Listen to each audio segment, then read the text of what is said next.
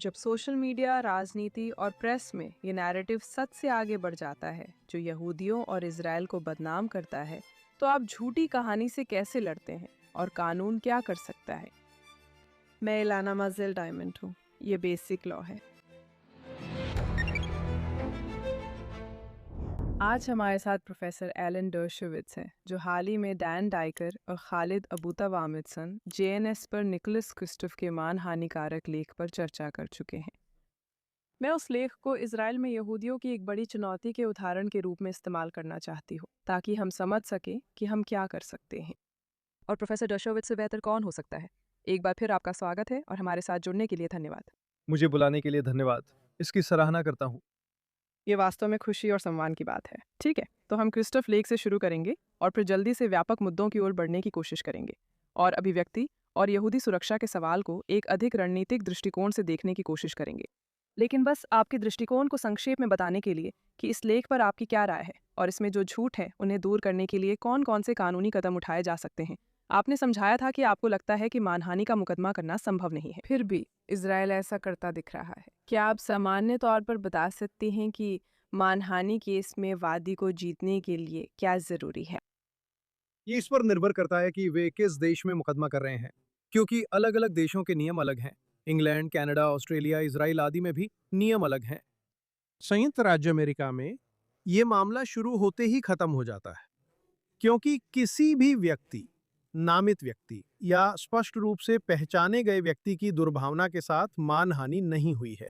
और इसलिए जीतने के लिए किसी व्यक्ति को, न कि किसी देश या सरकार को, ये दिखाना होगा कि उसे झूठे बयानों से नुकसान हुआ है, जिन्हें प्रतिवादी ने लापरवाही या जानबूझकर प्रकाशित किया था। इस मामले में ऐसा नहीं होने वाला है। अब इंग्लैंड, कनाडा, ऑस्ट्रेलिया और अन्य देशों में जरूरी नहीं कि अपनी विशिष्टता की शर्त हो, तो उन देशों में मुकदमे दायर किए जाने की संभावनाएं हैं। इजराइल में निश्चित रूप से मानहानि के मामलों में मुआवजे की राशि हमेशा बहुत कम होती है, लेकिन फिर भी प्रतीकात्मक रूप से मुकदमा दायर किया जा सकता है। देखिए, आइए हम बिल्कुल स्पष्ट रहें। क्रिस्टोफ का काम पत्रकारिता के लिए गैर जिम्मेदाराना था, जो न्यूयॉर्क टाइम्स में आम है। याद रखिए, न्यूयॉर्क टाइम्स वही अखबार है, यहूदी स्वामित्व वाला अखबार, जिसने स्टालिन की तारीफ की थी जब वो सैकड़ों हजार यूक्रेनियनों की हत्या कर रहा था, जिसने हॉलोकॉस्ट की खबर पेज 23 पर छापी और इजराइल के अस्तित्व के अधिकार को नकारा। न्यूयॉर्क टाइम्स की असली और मानी हुई विश्वसनीयता का अनुपात दुनिया की किसी भी अखबार में सबसे कम रहा है। ये एक बेहद खतरनाक मीडिया संस्थान है, लेकिन इसे बहुत लोग पढ़ते हैं और इसलिए इसका बहुत प्रभाव है। इसे इतना प्रभावशाली होने का हक नहीं है, लेकिन ये है। और जब आपके सामने क्रिस्टोफ जैसा कोई व्यक्ति होता है जो तथ्यों को राय के रूप में छुपाता है, तो वो जो करता है वो ये है, वो दावा करता है कि यह एक राय लेख है, लेकिन फिर वो इसमें कथित तथ्यों को शामिल करता है जो कभी भी न्यूयॉर्क टाइम्स के अपने पत्रकारिता मानकों पर खरे नहीं उतरेंगे। लेकिन न्यूयॉर्क टाइम्स ने उस लेख को पहले पन्ने के पत्रकारिता मानकों से नहीं, बल्कि पेज 27 की राय के मानकों से आकर ये आरोप रिपोर्टिंग से जुड़े हैं, और न सिर्फ न्यूयॉर्क टाइम्स बल्कि किसी भी पत्रकार के मानकों पर खरे नहीं उतरते। अब मेरी एक भविष्यवाणी है, ठीक है। हो सकता है कि उसे इसके लिए पुलित्जर पुरस्कार मिल जाए, क्योंकि पुलित्जर पुरस्कार समिति भी उसी कट्टर वामपंथ के कब्जे में आ चुकी है जिसने आज न्यूयॉर्क टाइम्स को भी अपने कब्जे में ले लिया है। मुझे लगता है कि हमारे सामने एक अधिक व्यापक समस्या है जो क्रिस्टोफ के लेख से उजागर होती है, और ये सिर्फ क्रिस्टोफ या न्यूयॉर्क टाइम्स तक सीमित नहीं, बल्कि इससे आगे तक जाती है।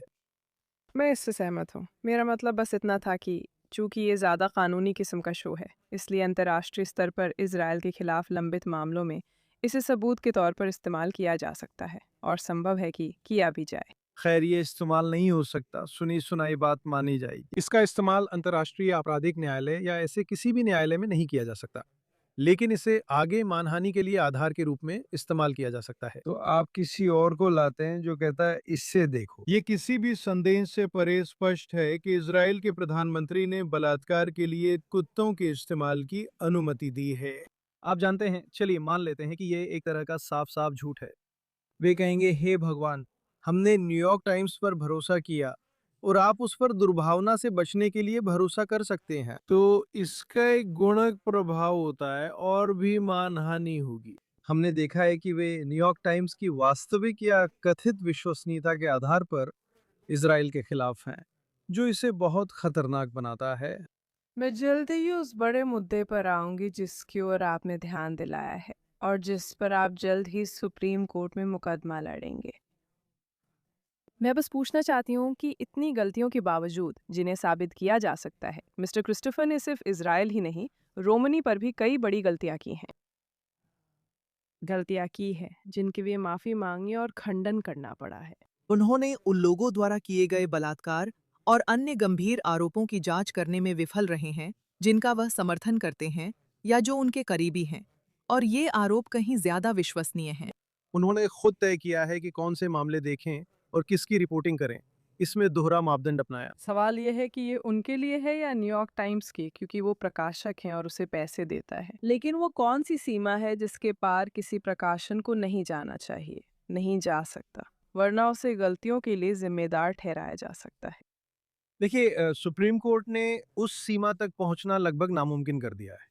मेरी एक केस अभी यूएस कोर्ट में सीएनएन के खिलाफ लंबित है। सीएनएन ने जानबूझकर इरादतन दुर्भावना से एक झूठ बोला जब मैंने यूनाइटेड स्टेट्स सेनेट के सामने लाखों लोगों के सामने कहा कि एक राष्ट्रपति पर महाभियोग चलाया जा सकता है और उस पर महाभियोग चलाया जाना चाहिए अगर वो आपराधिक कृत्य या आपराधिक जैसा कृत्य करता है संविधान के उस प्रावधान के तहत जो देशद्रोह, रिश्वतखोरी या अन्य गंभीर अपराधों और दुराचार के लिए महाभियोग की अनुमति देता है। फिर ये दोनों दुर्भावनापूर्ण हर चीज के खिलाफ प्रसारक कहते हैं कि डर्शोविट्स ने कहा कि ट्रंप पर महाभियोग नहीं चलाया जा सकता, भले ही उन्होंने जबरन वसूली, हत्या, बलात्कार जैसे गंभीर अपराध किए हों। आप जो भी नाम ले, ये एक जानबूझकर बोला गया झूठ था। निचली अदालतों ने इसे झूठ माना और मेरी मानहानि मानी, लेकिन कहा कि पत्रकार इतने मूर्ख थे कि उन्हें अपनी गलती समझ नहीं आई। तो उनके पास वो दुर्भावना नहीं थी जिसकी मुझे मुकदमा करने के लिए जरूरत थी। सीएनएन के लिए मूर्खता का बचाव, यही उन्होंने मूल रूप से कहा। अब मामला सुप्रीम कोर्ट में है। ठीक है, मैं और सुनना चाहती हूँ, लेकिन अदालत शुरू में एक्चुअल मेलिस कैसे साबित करती है? जब आप कहती हैं कि ये एक असंभव रूप से ऊंचा मानक है जिसे पूरा करना मुश्किल है, तो आप इसे कैसे साबित कर सकती हैं जब तक कि कोई व्यक्ति खुद ना लिखे कि मैं इसे लेख में डालने जा रही हूँ और मैं इसे पूरी दुर्भावना से कर रही हूँ? खैर, ये लगभग असंभव है क्योंकि अदालतें इस मामले में प्रतिवादियों द्वारा डिपोजिशन में किए गए इनकारों पर निर्भर करती हैं। इनकारों में कहा गया, हम इतने अज्ञानी, मूर्ख और अनजान हैं कि हमें नहीं पता था डर्शोविट्स ने ये बात एक दिन पहले टीवी पर कही थी जिसे हमने देखा था, और वो भी काफी नहीं था। अगर ये भी काफी नहीं है तो मुझे नहीं पता कि किसी इनकार के सामने आप इसे कभी साबित कर पाएंगे या नहीं। आपको बस इनकार करते रहना है, इससे आप दुर्भावना के मुद्दे पर जीत जाते हैं। तो हमने सुप्रीम कोर्ट से जो अनुरोध किया है वो ये है कि जब बात मेरे जैसे निजी व्यक्तियों की हो तो मानक को बदल दिया जाए। सरकारी अधिकारियों या खुद सरकार की आलोचना करने के मामले में वे उच्च मानक रख सकते हैं, लेकिन जब बात किसी निजी व्यक्ति पर हमला करने की हो तो उन्हें दुर्भावना साबित करना थोड़ा आसान बनाना चाहिए। अभी के समय में यह लगभग असंभव है। क्या आप खुद को सार्वजनिक व्यक्ति मानते हैं? मैं एक सार्वजनिक व्यक्ति हूँ, इसमें कोई शक नहीं, लेकिन मैं कोई सार्वजनिक अधिकारी नहीं हूँ। इसमें बड़ा फर्क है। जब हम अपनी दलील में ये अंतर करते हैं, सार्वजनिक अधिकारियों को प्रतिरक्षा प्राप्त होती है, उन पर मुकदमा नहीं किया जा सकता, उन्हें सरकारी धन का सहारा मिलता है, उनके पास कई चीजें हैं जो मेरे पास नहीं है, क्योंकि मैं निजी नागरिक हूँ, भले ही मैं एक सार्वजनिक व्यक्ति हूँ और मुझे प्रतिरक्षा नहीं है। अगर मैं जाके कहूँ कि सीएनएन रिपोर्टर बेवकूफ और दुर्भावनापूर्ण था, तो वे मुझ पर मुकदमा कर सकते हैं। उन्होंने अब तक नहीं किया है क्योंकि वे जानते हैं कि ये सच है। लेकिन वे मुझ पर मुकदमा कर सकते हैं, लेकिन वे संयुक्त राज्य अमेरिका के राष्ट्रपति पर मुकदमा नहीं कर सकते। वे सेनेटर, कांग्रेसमैन पर मुकदमा नहीं कर सकते। तो एक तरफ चुने हुए अधिकारियों और दूसरी तरफ सार्वजनिक अधिकारियों के बीच असंतुलन है और इसलिए हम वो मुकदमा कर रहे हैं। पता नहीं वो सफल होगा या नहीं, ये सुप्रीम कोर्ट पर निर्भर करता है। 2 न्यायाधीश ऐसे हैं जो स्पष्ट रूप से ये चाहेंगे कि न्यूयॉर्क टाइम्स बनाम सुलिवन और उससे जुड़े मामलों को किसी हद तक सीमित किया जाए। मैं उन लॉ क्लर्कों में से था जिन्होंने इसमें काम किया और जिस न्यायिक राय पर मैंने काम किया था वह सिर्फ चुने हुए और नियुक्त सार्वजनिक अधिकारियों तक सीमित थी। ये निजी नागरिकों पर लागू नहीं थी। हम इसे वहीं लौटाने की कोशिश कर रहे हैं जहां ये थी जब मैं लॉ क्लर्क था, करीब 63 साल पहले। मैंने एक इंटरव्यू में सुना था कि आपने इस पर काम किया था। मुझे लगता है हमें पूरा सलिवन नहीं बल्कि उसका फैसला और कारण समझना चाहिए, क्योंकि आप कहती हैं कि उसी और बाद के फैसलों ने आज के फ्री स्पीच मानक बनाए हैं। हाँ। भाषण खास तौर पर ये उन बहुत से सवालों के केंद्र में है जो अब अमेरिकी यहूदियों के पास है। सिर्फ अमेरिकी यहूदी ही नहीं बल्कि निश्चित रूप से ऐसे स्थान पर जहां एक बिल्कुल स्पष्ट मानक है। मूल रूप से व्यक्तिगत रूप से मैं इसके पक्ष में हूँ, लेकिन मुझे लगता है कि अब इससे संबंधित कुछ कठिन सवाल सामने आ रहे हैं कि इसके बारे में कैसे सोचा जाए। न्यूयॉर्क टाइम्स बनाम सुलिवन और उसके बाद के फैसलों में बड़ा फर्क है। मैं आमतौर पर न्यूयॉर्क टाइम्स बनाम सुलिवन का समर्थन करता हूँ। हमें बस इसे समझाना है, बस इतना ही। जब कोई सार्वजनिक अधिकारी होता है, जैसा न्यूयॉर्क टाइम्स बनाम सुलिवन में दक्षिणी राज्य का शेरिफ जो बयान देता था, और न्यूयॉर्क टाइम्स ने इस निर्वाचित या नियुक्त अधिकारी पर हमला किया, सुप्रीम कोर्ट ने ये माना कि न्यूयॉर्क टाइम्स के खिलाफ जीतने के लिए आपको सिर्फ ये साबित नहीं करना है कि उन्होंने जो कहा वो गलत था, बल्कि ये भी साबित करना है कि वो जानबूझकर गलत था या लापरवाही से या दुर्भावनापूर्वक गलत था। वो ठीक है, लेकिन फिर उन्होंने इसे उन लोगों पर भी लागू कर दिया जो अनजाने में सार्वजनिक रूप से सामने आ गए, जैसे कोई व्यक्ति जिसका घर में सेंध लग गई थी। उन्होंने खुद को सार्वजनिक रूप से सामने नहीं लाया था, लेकिन उन्हें उसी मानक पर रखा गया जैसे किसी निर्वाचित अधिकारी को रखा जाता है। ये एक बहुत बहुत बहुत बड़ी गलती थी। फिर वे बोले कि दुर्भावना साबित करने के लिए सामान्य मानकों से नहीं, बल्कि स्पष्ट और ठोस सबूत चाहिए, जो साबित करना मुश्किल है, खासकर जब दूसरी तरफ वाला नकार दे। ये न्यूयॉर्क टाइम्स बनाम सुलिवन के बाद के फैसलों के कारण है, जिससे पत्रकारों में एक नई संस्कृति बनी, जहां वे बिना किसी डर के झूठ बोलते हैं और उनके प्रकाशक भी उन्हें बिना किसी डर के झूठ बोलने देते हैं, क्योंकि उन्हें पता है कि असाधारण परिस्थितियों को छोड़कर मौजूदा मानकों के तहत वे मानहानि के मामले में जीत नहीं सकते। तो आप इसे कैसे सीमित करने की सलाह देंगी, जबकि अमेरिका की अभिव्यक्ति की स्वतंत्रता की अनूठी समझ बनी रहे? अमेरिका में अभिव्यक्ति की स्वतंत्रता कोई अनूठी चीज नहीं है। यह एक एंग्लो अमेरिकन पश्चिमी लोकतांत्रिक मानक है। इसे यूनाइटेड किंगडम में इस तरह लागू नहीं किया जाता।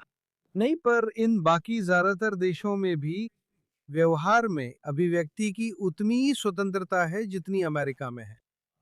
मानक अलग हैं और मुकदमे भी अलग हो सकते हैं, और मैं इसका कुछ हिस्सा बनाए रखूंगा, लेकिन सब कुछ नहीं। मुझे नहीं लगता कि ये दुर्भावना को स्पष्ट और ठोस सबूतों से साबित करने की आवश्यकता गैर सरकारी लोगों पर लागू होनी चाहिए। आम कामकाजी अमेरिकियों पर, जिनके पास जरूरी नहीं कि सरकार जितने संसाधन हो और जिनके पास सरकार जैसी विशेषाधिकार और छूट नहीं होती। उदाहरण के लिए सीनेटरों को ही ले लीजिए। सेनेटर संसद में कुछ भी कह सकते और कर सकते हैं। उन पर पूरी प्रतिरक्षा है, इसलिए उन पर कड़ी जांच जरूरी है। लेकिन आम नागरिकों को, चाहे वे चर्चित हों, ऐसे विशेषाधिकार नहीं मिलते। और मुझे लगता है कि अभिव्यक्ति की स्वतंत्रता मजबूत होने के बजाय कमजोर पड़ती है जब मुकदमा करना बहुत कठिन बना दिया जाता है और मीडिया को उनके अपने दृष्टिकोण के अनुसार झूठ फैलाने के लिए प्रोत्साहित किया जाता है। मुझे लगता है क्रिस्टोफ मामला इसका अच्छा उदाहरण है। दुनिया के कुछ हिस्सों में आप मुकदमा कर सकते हैं, चाहे आप एक देश हो या कोई संगठन, यहाँ तक कि कोई विचार भी। उदाहरण के लिए कनाडा में घृणास्पद भाषण से जुड़े अपराध हैं जो यहूदी लोगों पर हमले के लिए सजा देते हैं। अमेरिका में बिना सजा के यहूदियों पर हमला किया जा सकता है। आप ज़ायन के बुजुर्गों के प्रोटोकॉल को फिर से छाप सकते हैं और किसी भी तरह की कानूनी कार्रवाई की कोई संभावना नहीं है। और मुझे लगता है कि बहुत सारे अमेरिकियों को लगता है कि ये बहुत ज़्यादा हो गया है। आपने स्कोकी केस पर चर्चा की थी, उसी पर मैं आपसे बात करना चाहती हूँ। क्या स्कोकी केस के बाद से आपके अभिव्यक्ति की स्वतंत्रता पर विचार बदले हैं और आज के समय में भी?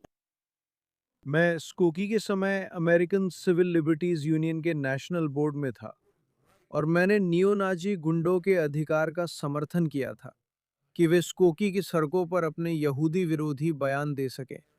जहां कई होलोकॉस्ट से बचे लोग रहते थे। उस समय इसका कारण था कि उन दिनों स्कोकी के लोगों या अमेरिकियों को नाजियों से कोई खतरा नहीं था। वे परेशान करने वाले और मुश्किल थे, लेकिन उस समय यहूदी विरोध के लिए कोई समर्थन नहीं था। मैं नहीं बदला, मेरे विचार भी वही हैं, लेकिन दुनिया बदल गई और आज स्कोकी में वही बातें कहना जो उस समय कही गई थीं।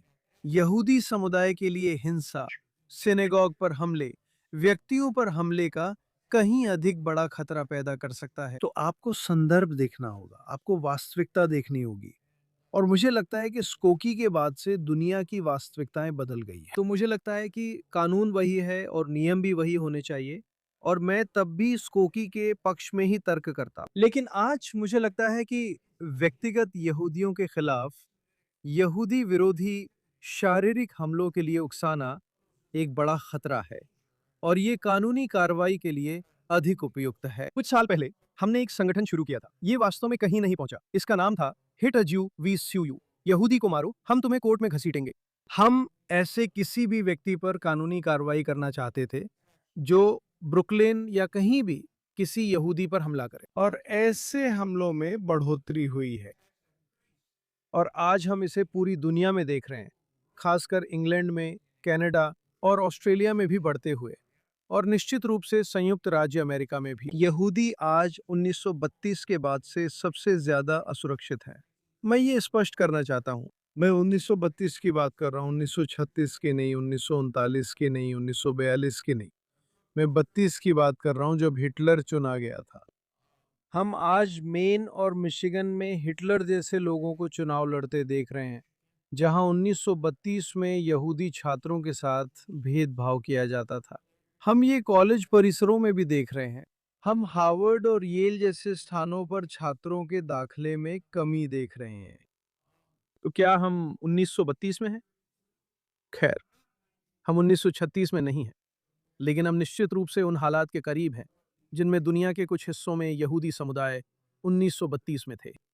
आपके अनुसार यहूदी समुदाय को अभिव्यक्ति के मानकों को लेकर किस दिशा में प्रयास करना चाहिए? उदाहरण के लिए मैं फ्री फिलिस्तीन या नदी से समंदर तक जैसी बातों से व्यक्तिगत रूप से असहमत हूँ। जो आज के समय में मुझे लगता है अगर कोई तात्कालिक खतरा या शारीरिक खतरा नजर नहीं आता तो उसे सिर्फ राजनीतिक अभिव्यक्ति के रूप में वर्गीकृत किया जाता है। यहाँ तक कि उन रैलियों में भी जो यहूदी सार्वजनिक स्थानों के लिए कुछ हद तक धमकी भरी होती हैं और इसी तरह की बातें। सबसे पहली बात, हमारे पास समय पर कुछ प्रतिबंध है। तरीका और स्थान।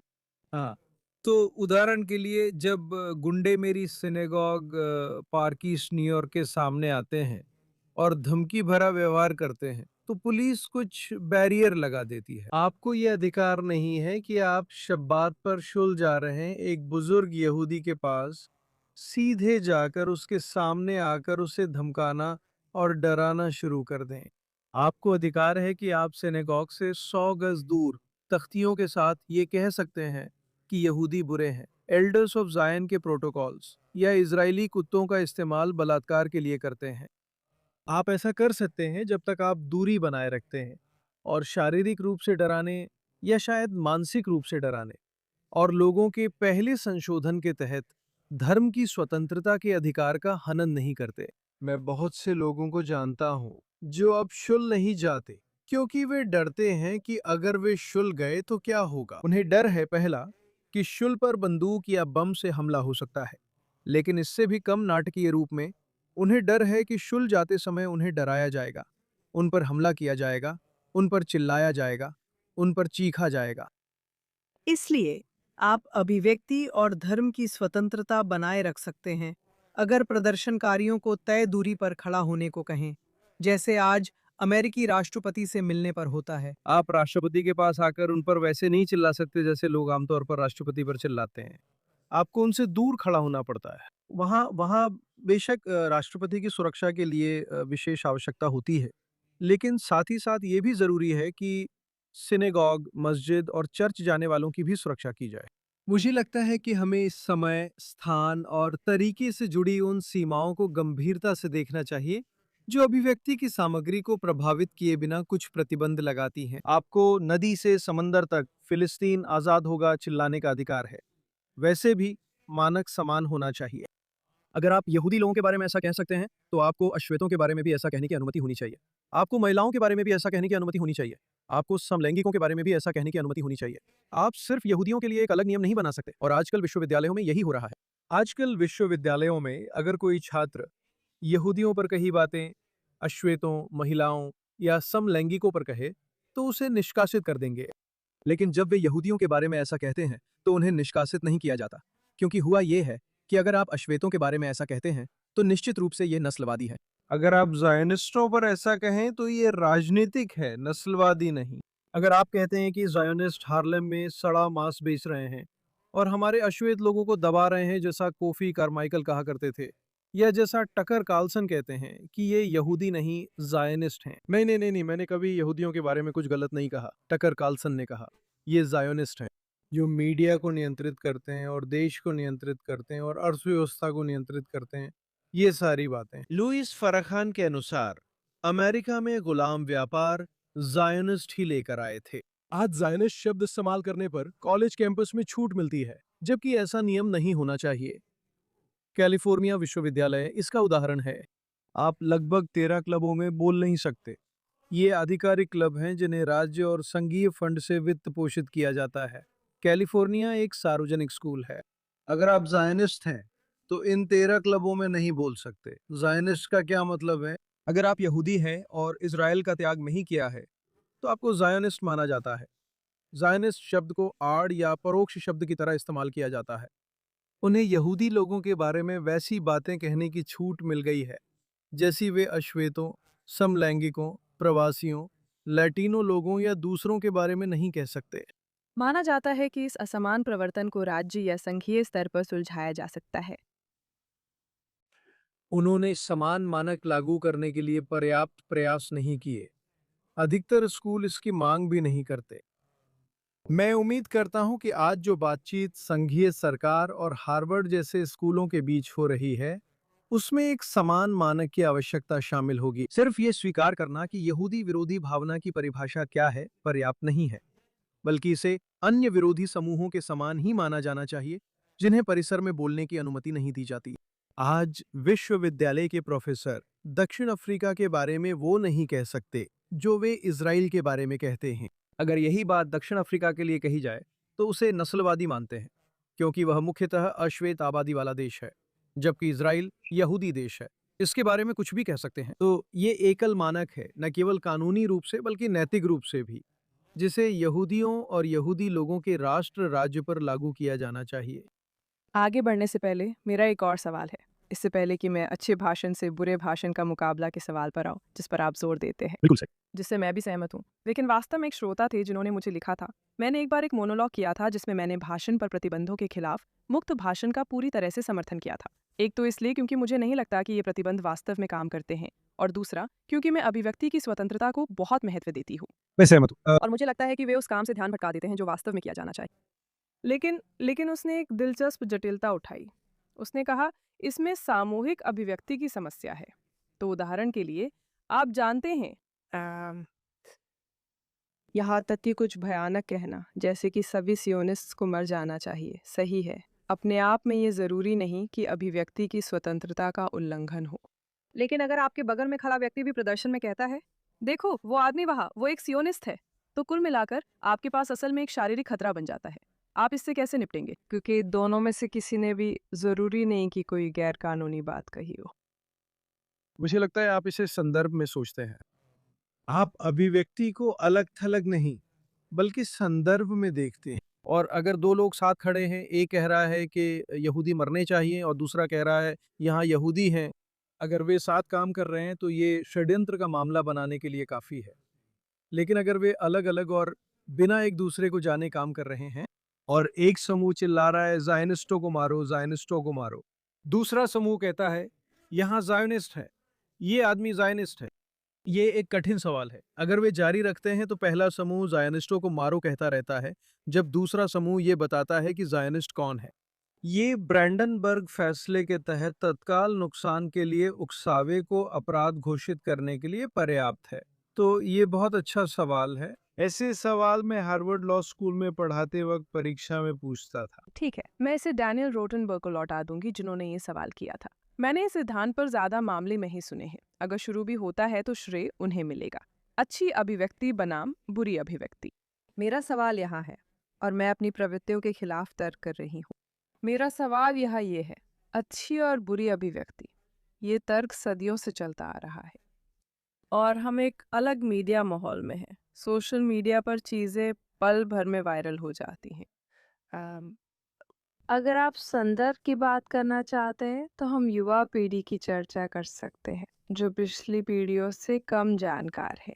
एक सेकंड के लिए रुकने दीजिए, बस एक बात कहना चाहता हूँ। जरूर। पीढ़ी की बात करें, वे आज अमेरिका के लिए सबसे बड़ा खतरा है। जब मैं बड़ा हो रहा था, हम कहते थे 30 साल से ऊपर किसी पर भरोसा मत करो। अब आपको 30 साल से कम उम्र वालों पर ध्यान देना होगा। याद करें, हिटलर को किसने सत्ता दिलाई थी? म्यूनिख विश्वविद्यालय, बर्लिन विश्वविद्यालय और हिडलबर्ग विश्वविद्यालय के युवा छात्र। स्टालिन को सत्ता में किसने लाया? सेंट पीटर्सबर्ग और मॉस्को विश्वविद्यालय के युवा क्रांतिकारी। कास्ट्रो को सत्ता में किसने लाया? खासकर युवा छात्र। पोल पॉट को सत्ता में किसने लाया था? उन कई सबसे दुष्ट लोगों को जिन्होंने इतने लोगों की हत्या की, सत्ता में किसने लाया था? युवा लोग। इसलिए कभी भी लोगों को युवावस्था को बहाना बनाने मत दीजिए। युवावस्था कोई काम करने वाला कारक नहीं है, बल्कि ऐतिहासिक रूप से स्थिति को और गंभीर बनाने वाला कारक रही है। जैसे हम 50 या 60 साल के लोगों पर ध्यान देते हैं, वैसे ही 16, 17, 18 और 20 साल के युवाओं पर भी उतना ही ध्यान देना चाहिए।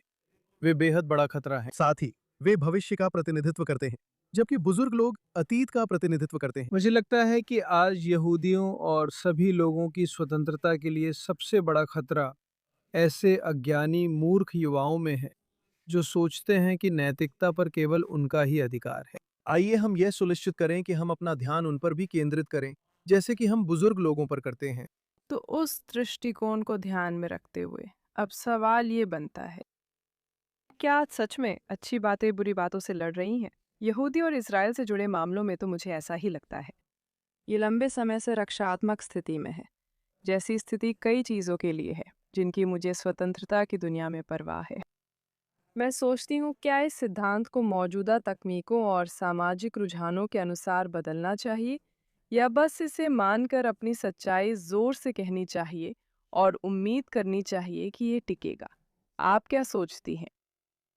स्वतंत्र अभिव्यक्ति हमेशा संदर्भ का सवाल होती है। स्वतंत्र अभिव्यक्ति के बारे में किसी समझदार व्यक्ति द्वारा दिया गया सबसे बेवकूफी भरा बयान निश्चित रूप से ऑलिवर वेंडल होम्स ने दिया था, जब उन्होंने कहा था कि स्वतंत्र अभिव्यक्ति का सबसे चरम दृष्टिकोण भी किसी व्यक्ति को भीड़ भरे थिएटर में झूठा आग चिल्लाने की रक्षा नहीं करता। मेरा मतलब है, कितना बेवकूफी भरा बयान था ये अभिव्यक्ति की स्वतंत्रता का सबसे उद्धृत बयान है और 60 IQ टेस्ट भी पास नहीं करता। बिल्कुल, भीड़ भरे थिएटर में झूठा आग चिल्लाना असल में बिल्कुल भी अभिव्यक्ति नहीं है। ये तो अलार्म बजाने जैसा है। कोई भी ये नहीं कहेगा कि झूठा अलार्म बजाना जो वो अभिव्यक्ति नहीं है। आग चिल्लाने और ब्रर करने में कोई फर्क नहीं है। इसमें कोई फर्क नहीं है। ऑलिवर वेंडल होम्स ने आग चिल्लाने की बात से जनता को गुमराह किया। मैं नहीं चाहता कि कोई फिर वही तुलना करो। ये अब तक की सबसे बेवकूफ़ाना तुलना है। ये उच्चतम न्यायालय के न्यायाधीश की सबसे बेवकूफाना तुलना थी, जिससे अभिव्यक्ति की स्वतंत्रता को बड़ा नुकसान हुआ। चलिए उस मामले को याद करें जिससे ये बात आई। जिस मामले से यह बात निकली थी, उसमें प्रथम विश्व युद्ध के विरोधी प्रदर्शनकारियों का एक समूह था, जो भर्ती केंद्र के बाहर खड़े होकर पर्चे बांट रहे थे। पर्चे बांट रहे थे, चिल्ला नहीं रहे थे, सिर्फ पर्चे बांट रहे थे। उस पर्चे में लिखा था, अगर आप विवेक के आधार पर आपत्ति करते हैं, तो संविधान और कानून के तहत आपको सेना में न शामिल होने का अधिकार है। उन पर्चों को बांटने पर मुकदमा चला और दोषी ठहराया गया। ऑलिवर वेंडल होम्स ने इसे थिएटर में आग आग चिल्लाने जैसा बताया। नहीं, वो ऐसा था जैसे थिएटर के सामने किसी को पर्चा दे के कह रहे हो कि उस थिएटर में जाने से सावधान रहें। वहां निर्माण और आग से जुड़े खतरे आपकी जान को जोखिम में डाल सकते हैं। इसलिए भीड़ भरे थिएटर में आग आग चिल्लाने की अवधारणा का हवाला न दें, बल्कि संदर्भ देखें। भाषण के क्षेत्र में संदर्भ ही सब कुछ है, और अब संदर्भ बदल रहे हैं और दृष्टिकोण भी बदल रहे हैं। और कुछ अदालतों ने ये स्वीकार किया है कि इंटरनेट आज के समय में सबसे महत्वपूर्ण बदलता हुआ संदर्भ है। मुझे लगता है कि ये चर्चिल थे, जिन्होंने लगभग 100 साल पहले प्रसिद्ध रूप से कहा था कि झूठ दुनिया के आधे हिस्से में फैल जाता है, इससे पहले कि सच अपने जूते पहन पाए। हाँ, ये तब भी सच था। क्या आप सोच सकते हैं कि इंटरनेट के दौर में ये आज और कितना ज्यादा सच है? तो हमें अभिव्यक्ति के नियमों को इंटरनेट की वास्तविकताओं के अनुसार ढालना होगा। वो कैसा दिखेगा? वो कैसा दिखेगा? खैर, ये ऐसा दिखेगा कि हमें ये मानना होगा कि अच्छी बात हमेशा बुरी बात को खत्म नहीं करती। मैं आपको एक बेहतरीन उदाहरण देता हूँ। मेरे मामले में मुझ पर झूठा आरोप लगाया गया था कि मैंने एक ऐसे व्यक्ति के साथ संबंध बनाए जिससे मैं कभी मिला ही नहीं, कभी उसके बारे में सुना भी नहीं था। वो खबर अखबार के पहले पन्ने पर थी और फिर जब उसने अपनी बात वापस ली और मूल रूप से कहा, हो सकता है मैंने उन्हें गलत पहचान लिया हो या किसी और से भ्रमित कर दिया हो, मैं अपने सारे आरोप वापस लेती हूँ, मैं अपने दावे वापस लेती हूँ। जब ये जानकारी सामने आई कि उसके अपने वकील की एक टेप रिकॉर्डिंग थी जिसमें वो मान रहा था कि ये कहानी सच हो ही नहीं सकती, तो वो खबर पेज 88 पर मौसम के नीचे छपी थी। तो अच्छी बातों की सच्चाई बुरी बातों पर हावी नहीं हो पाई। आज तक मुझे 92वीं स्ट्रीट से बैन किया गया है। वाई? मुझे टेम्पल इमैनुअल से बैन कर दिया गया है। मुझे रामाज हाई स्कूल से भी बैन कर दिया गया है, कम से कम आंशिक रूप से, मेरे खिलाफ इन झूठे आरोपों की वजह से। मेरे बच्चों को इसका परिणाम भुगतना पड़ा है। मेरी फैमिली, मेरी पत्नी को भी इन आरोपों की वजह से तकलीफ हुई है। फिर भी सच अभी तक झूठ की बराबरी तक नहीं कर पाया है। तो आप जानते हैं, मैं पूरी तरह से और पूरी आज़ादी से बोलने के जोखिमों को समझता हूँ, लेकिन साथ ही मैं पहले संशोधन का समर्थक होने के नाते इसका समर्थन भी करता हूँ। इसका मतलब है कि मानक, आप जानते हैं, जिनके बारे में हमने पहले चर्चा की थी, उन्हें छोड़कर जरूरी नहीं कि बदले, लेकिन हमें लागत को स्वीकारने के लिए तैयार रहना चाहिए और बस आगे बढ़ते रहना चाहिए। हमें नई वास्तविकताओं के अनुसार खुद को ढालने और प्रमाण के मानकों को बदलने के लिए तैयार रहना चाहिए, जो शायद हमें अभिव्यक्ति की स्वतंत्रता के कानूनी पहलुओं में कुछ बदलाव करने की जरूरत बताए, लेकिन इसके मूल को बिना घटाए। अभिव्यक्ति की स्वतंत्रता का मूल ये है कि सरकार को कभी भी किसी की राय पर प्रतिबंध नहीं लगाना चाहिए। यही इसका मूल है। राय पर सरकार को कभी भी प्रतिबंध नहीं लगाना चाहिए। बाकी सब बातें इसके आसपास की हैं, इसलिए हमें मूल के बजाय आसपास की बातों पर ध्यान देना होगा। ठीक है, तो और भी व्यापक रूप से, सिर्फ अभिव्यक्ति से आगे भी, मैं बस आपकी राय जानने के लिए उत्सुक हूँ। आपने डैन डाइकर और खालिद के साथ भी इसका जिक्र किया था और उस संस्थागत संघर्ष की बात की थी, जैसा हमने क्रिस्टोफ लेक में देखा था, जिसमें वैचारिक एनजीओ द्वारा लगाए गए आरोप, जिन्हें फिर व्यवस्थित ढंग से प्रतिष्ठित प्रकाशनों के जरिए वैधता देकर फैलाया जाता है। और बातचीत से मूल रूप से ऐसा लगा जैसे इसके लिए एक बहुत ही संगठित अभियान चलाया गया हो, और निश्चित रूप से यहूदी एनजीओ जगत में इस बात को साबित करने के लिए बहुत सारे शोध हुए हैं।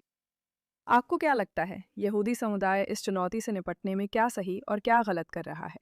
वो अपनी ऊर्जा कहाँ बर्बाद कर रहा है और कहाँ लगानी चाहिए?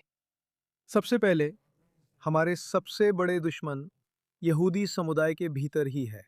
हमारे सबसे बड़े दुश्मन अल जजीरा नहीं है। हमारे सबसे बड़े दुश्मन है Haaretz, the Jewish Daily Forward, Peter Beinart, J street,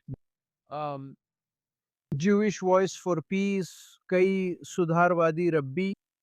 हमारे पास यहूदी समुदाय के भीतर एक गहरी समस्या है। ओमर बार्तोव जैसे लोग इज़राइल के निर्माण कहानी से इनकार करते हैं। वे कहते हैं कि इज़राइल का निर्माण होलोकॉस्ट और नकबा जैसी घटनाओं के आधार पर हुआ था। मेरा मतलब है, ये जो झूठ फैलाए जा रहे हैं उन यहूदियों द्वारा जो अपनी यहूदियत को अपने पक्षपात के लिए ढाल की तरह इस्तेमाल करते हैं, वही आज हमारी सबसे बड़ी समस्या है। अब हमारे दुश्मन सिर्फ यहूदी नहीं है क्रिस्टोफ, ये स्पष्ट है, लेकिन अंदरूनी दुश्मन कहीं ज्यादा गंभीर है। अगर आप मुझसे पूछें कि कौन सा संगठन यहूदियों और इजराइल को दुनिया में सबसे ज्यादा नुकसान पहुंचा रहा है, तो मैं कहूंगा कि वो जे स्ट्रीट है। संयुक्त राज्य अमेरिका में इजराइल के राजदूत ने शायद ये बात बढ़ा चढ़ाकर कही थी जब उन्होंने कहा कि जे स्ट्रीट एक कैंसर है। लेकिन निश्चित रूप से जे स्ट्रीट अब तक अस्तित्व में आई सबसे खतरनाक संगठनों में से एक है। ये उन लोगों की तरह है जो इंक्विजिशन के दौरान यहूदी होकर भी यहूदी विरोधी बन गए और युद्ध में हथियार बन गए, या ब्लड लाइबल मामलों में जहां पूर्व यहूदियों ने यहूदियों के खिलाफ गवाही दी कि उन्होंने सच में ईसाई बच्चों को उनके खून के लिए मारा। यही ये यहूदी गद्दार कर रहे हैं और जे स्ट्रीट उनमें सबसे आगे है। पीटर बिनार्ड उनमें से एक व्यक्ति है। Omer Bartov, Norman Finkelstein, Noam Chomsky.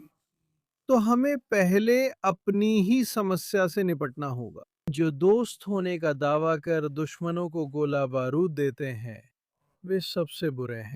खैर, मुझे नहीं पता कि मैं इस प्राथमिकता क्रम से सहमत हूँ या नहीं, लेकिन आप कौन से ठोस कदम उठते देखना चाहेंगी?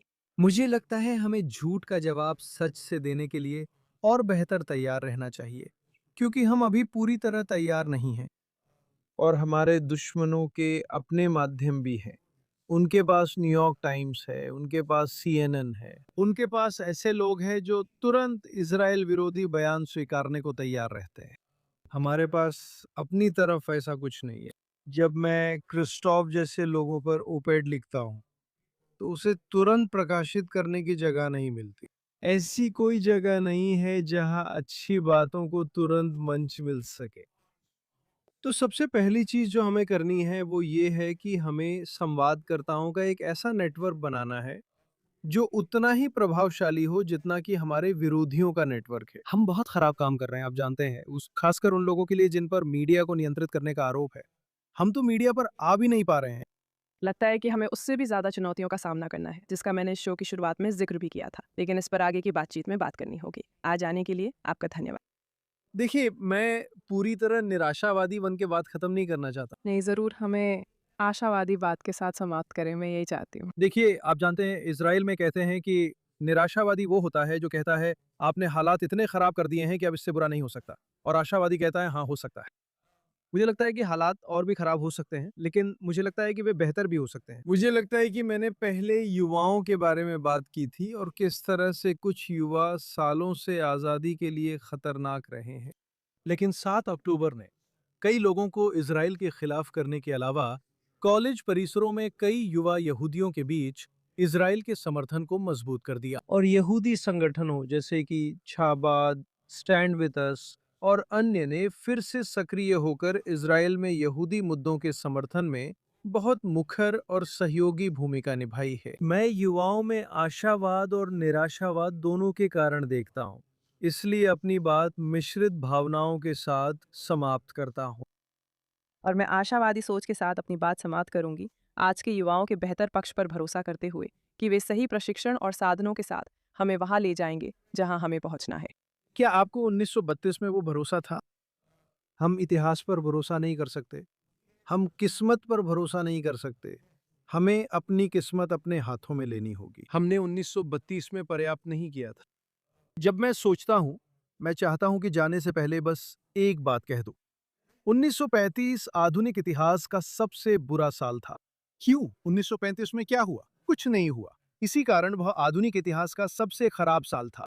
ये वो आखिरी साल था जब ब्रिटेन और फ्रांस नाजी जर्मनी को नष्ट कर 60-70 मिलियन लोगों, जिनमें 6 मिलियन यहूदी थे, की मौत रोक सकते थे।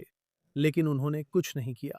और अगर हम आज कुछ नहीं करते 2026-2027 में, तो हम इतिहास में 1935 की तरह याद किए जाएंगे, जिसमें हमने वो नहीं किया जो हम यहूदी समुदाय और उसके राष्ट्र राज्य के लिए बढ़ते खतरे को रोकने के लिए कर सकते थे। तो जिम्मेदारी हमारे ऊपर है। हाँ, मैं मानती हूँ कि मैं विशेषाधिकार प्राप्त दृष्टिकोण से बोल रही हूँ, क्योंकि मैं हरेदी केंद्र नामक शैक्षिक केंद्र में काम करती हूँ। हम ऐसे अद्भुत प्रतिभाशाली, बौद्धिक रूप से जुड़े हुए, अधिक रूढ़िवादी, पारंपरिक, उदार विचारधारा वाले इजरायलियों के लिए कई अलग-अलग क्षेत्रों में शैक्षिक कार्यक्रम चलाते हैं। और निश्चित रूप से आप जानती हैं, इसके साथ साथ वे सैकड़ों और सैकड़ों दिनों तक रिजर्व ड्यूटी भी कर रहे हैं। और यही वे युवा है जिनसे मुझे मिलने का मौका मिलता है। मुझे लगता है कि यही वे लोग हैं और उनके समकक्ष दूसरे स्थानों पर भी हैं जो ये सुनिश्चित करेंगे कि ये 1935 ना हो। खैर, मुझे उम्मीद है कि आप सही हैं, क्योंकि अगर आप शैक्षणिक संस्थानों को देखें, जिनमें यहूदी शैक्षणिक संस्थान, यहूदी थियोलॉजिकल सेमिनरी, यहूदी रिकंस्ट्रक्शनिस्ट रिफॉर्म शामिल हैं, तो वे अपना काम नहीं कर रहे हैं। कई रिफॉर्म सिनेगॉग्स अपना काम नहीं कर रहे।